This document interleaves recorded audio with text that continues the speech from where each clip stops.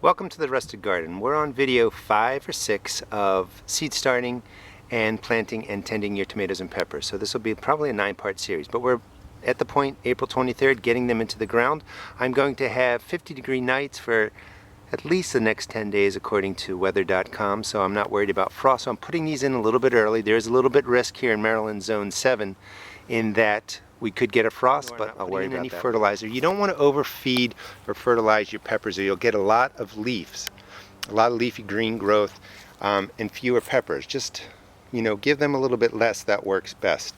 Banana peppers right down there. I'm planting a little bit in containers, but I wanted to just show you what I'm doing here. So I'm just turning the ground, a couple handfuls of composted manure. That's going to be my fertilizer. I will give them a feed of liquid fertilizer, probably processed. Maybe I'll do fish emulsion. I use both. But I just wanted to show you how the growth looks right here. So these peppers were started on February 7th, transplanted to the cups on March 13th, and the root systems look great. So these are really ready to go. And again, I'm just turning the soil, a couple handfuls of composted manure. I'll break that up by hand, and I'll drop these pepper plants in. I'm planting them probably 14 to 18 inches apart. That's all you really need to do. Some of these peppers have had the tops pruned off, running an experiment of putting double peppers into a space just to see how they grow.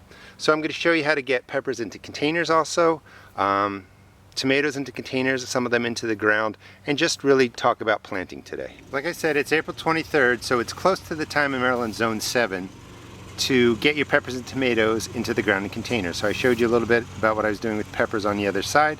So for containers, I just want to talk about principles, because there's so many ways that you can fill your container soil that you don't have to follow mine as an exact recipe. But the principle is you want at least 50% organic matter. That could be peat moss, and make sure you moisten it. This is dry, you see how dusty it is. You could use peat moss. If you want, you could use coco coir. This is a coco coir brick. You buy them in like a bag of 15, just drop them into a bucket in some water and they will swell, and this is what it will look like. This really retains water nicely, and it helps make great container soil for your tomatoes and peppers. This is actually 2 bricks in here. So what I do is I take garden soil, I'll take cheap topsoil I buy, any kind of product that's on sale, throw it into a container just like this, and then I put in 50% of either the peat moss or coco coir, and if you have compost, certainly put compost in there. But you're making a nice container mix, which is usually cheaper than buying the bag stuff. If you want to buy a potting soil mix or a higher end garden soil mix and just use that, you could go ahead and do that. But I like to make mine. And then what I do is I fill it halfway to right about here, and I put in usually an organic fertilizer, and it's usually 1 to 2 tablespoons in the bottom. Mix it in, then I fill the top up to here, then mix in another 1 to 2 tablespoons. You can use a organic fertilizer if you want a slow release, or you can use a processed or chemical fertilizer. Either one's going to work. And then I also feed these about every 2 weeks with a processed liquid fertilizer, and keeps them going. And in fact, these are some that I did about a week ago. These are microtom. They're only going to get 10 inches tall. So I'm experimenting. There's 2 in each little space there, and you can see that they're already starting to flower. So I've packed a lot into here. You don't typically do this because your tomatoes are going to get too big. Back here is a bush tomato that went in on the 16th. That's going to get about 18 inches tall. So that's only 1. So you typically only want to put 1 pepper. You could get away with 2 peppers, or just 1 tomato in a 5-gallon container. And it really depends on watering. If you can keep up on the watering, you could go ahead and put in 2 peppers. The whole goal is to never let your container soil run out of moisture. If it dries out once, it's going to damage your plant. I also put in a handful into this mix, maybe a handful of lime, and that's to put calcium in the soil, and that helps with blossom end rot for your 2 possible plantings. The pepper plant will get blossom end rot, or the tomatoes can get blossom end rot. The cayenne pepper went in on with seed started on 2/7, transplanted the cup on 3/13, going into here on the 23rd of April. And you can see how nicely the root mass is doing. This was also topped off. I pinched off the top, and you can see all the side shoots are really growing nicely. just for the sake of the video, this is nice and loose. Again, 50% organic matter. You could do a third peat moss, a third compost, a third soil. It doesn't matter. The whole goal is a good amount of it is organic matter to hold water. A pepper you're going to want to plant to the depth, maybe ½ an inch to right here, maybe to 1 inch. So you would just mark it out, drop it in like that, and then I would just drop the soil around. That would go a little bit deeper because I want to bury about that much of the stem. Same thing with the tomato, except you bury those deeper. You want to bury a tomato to about 1/3 or 1/2 of the depth of the stem because it will actually grow roots out. And it would be the same thing. Just dig the hole, you see how loose it is, drop it in there, and then backfill. And that will set up your containers. And again, I'll talk to you more about fertilizing in future videos. So I'm going to get these in. I'm going to come back, talk more about fertilizing just to give you an idea and show you some of my ground planted tomatoes. And you can see back there, these are all my determinate varieties. It's a silvery fir, Bush 506, another tomato right in here, and these are all determinate varieties, which means they're going to get to size, flower, set fruit, and be done really in about 60 days from now. So let me show you how I'll put this into the ground. And again, focus on the principle, not doing exactly what I'm doing. There's 1,000 different ways to do it. So for the peppers, I'm planting 12 to 18 inches apart. Dig the garden, or turn the garden soil over, loosen it up, dig out the hole, and that'll be my planting hole. I'm going to add in a handful of the coco coir, work that in. That'll just hold some more moisture around it while the plant is getting started. Now in there, I'm putting in organic fertilizer. You got to check the back of the packages, but it usually tells you generally what to do. And again, for peppers, I don't put in as much fertilizer. I'll put in probably 2 scoops, 1 or 2 scoops for the tomato. When you put in your fertilizer, just mix it in really well. Never set the root ball of your tomato or pepper on top of the fertilizer. Also in there, I'm going to put in some gypsum. You could put in lime.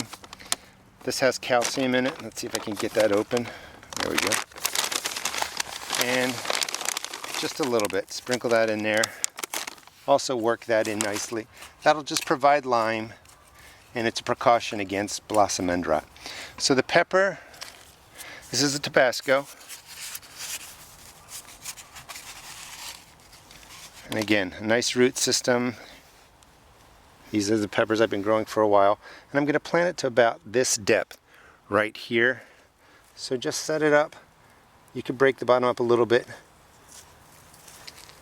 And that's all you really do to get your pepper into the ground. Now for the tomato, I would do basically the same thing. It might go a little bit deeper because the tomato will root better along the stem. Peppers actually do that a little bit.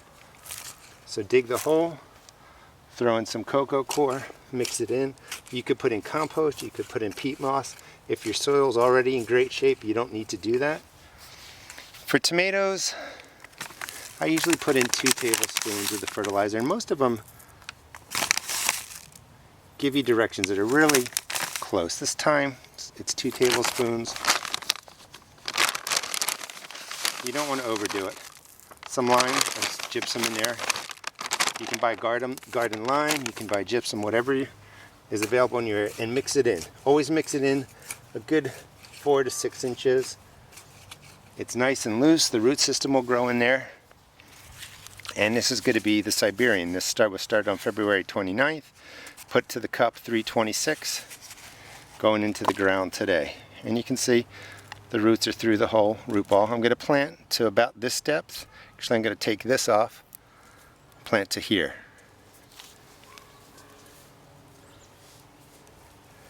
And just drop the soil around it. Any big clumps, get rid of those. And you can see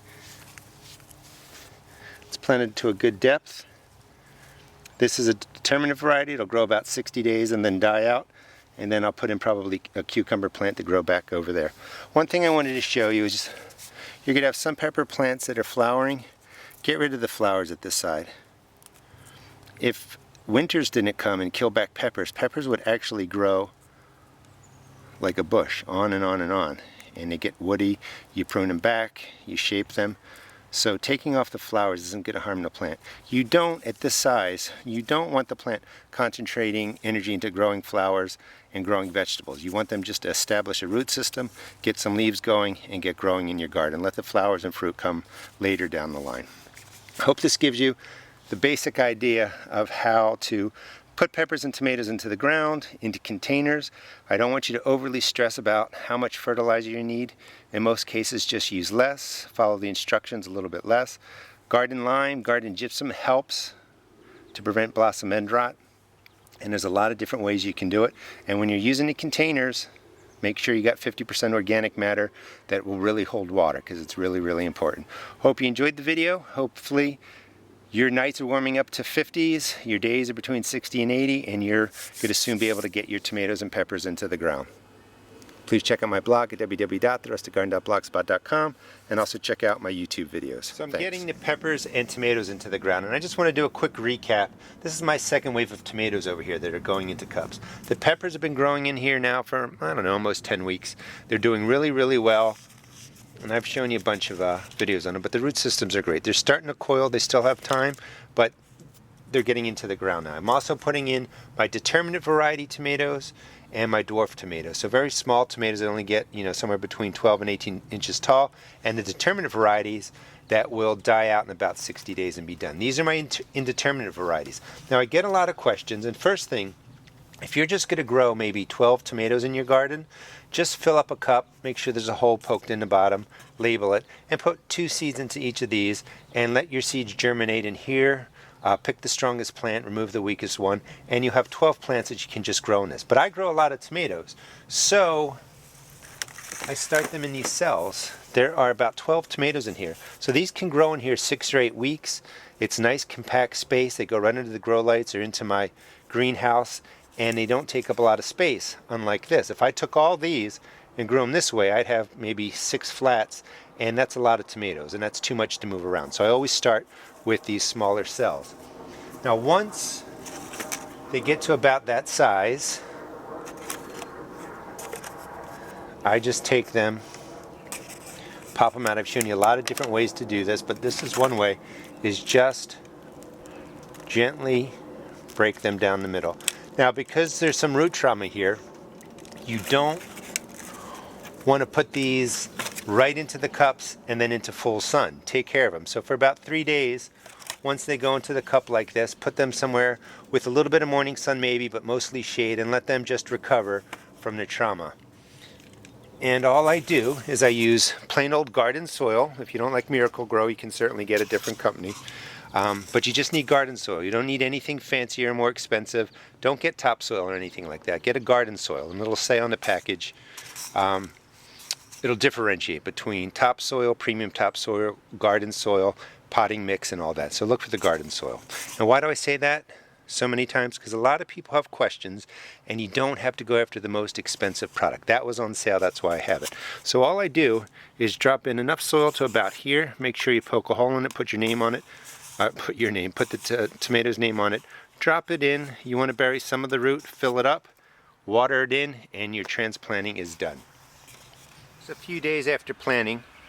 Everything's been labeled. I've labeled ones that have been topped off, the dates that they were seed started, transplanted to cups, and then put into the ground. So it's been, I think, about 4 days. I've mulched off the garden. Mulch is a great way to keep moisture in, keep soil splash from getting up on your leaves and spreading spores and disease. But everything's in. I'm taking a little bit of gamble that we won't get any frost, and as the weather continues to warm up, I think this is going to be a great pepper garden. Please check out my blog at www.therustedgarden.blogspot.com, and there's several more videos coming in this series. Thanks.